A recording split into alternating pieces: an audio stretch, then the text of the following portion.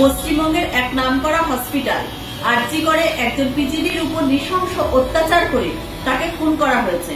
আমরা এই ঘটনার তীব্র নিন্দা জানাই এবং দোষীদের কঠোরতম শাস্তি চাই। পুলিশ মন্ত্রী এবং মুখ্যমন্ত্রী মমতা বন্দ্যোপাধ্যায় কার্যতই স্বাস্থ্যকর্মীদের সুরক্ষা দিতে ব্যর্থ। তাই আমরা তার পদত্যাগ দাবি করছি। তার দায়িত্বে থাকা অবস্থায় তার দপ্তর যেভাবে এই ঘটনা ধামাচাপা দিতে চেষ্টা করছে তা অত্যন্ত নিন্দনীয়। আজকে যিনি একাধারে স্বাস্থ্যমন্ত্রী, পুলিশ মন্ত্রী, মুখ্যমন্ত্রী, সেই তিনটে পদেই তিনি থাকার অযোগ্য সেটা নিজেই প্রমাণ করে দিয়েছেন।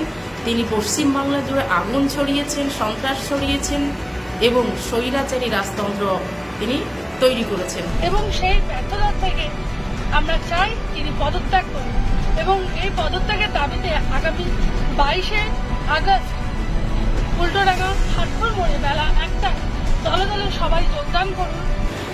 সমস্ত সুধী নাগরিকের কাছে আমাদের অনুরোধ যে আপনারা প্রত্যেকে এই র্যালিতে অংশগ্রহণ করুন, কাঁধে কাঁধ মিলিয়ে।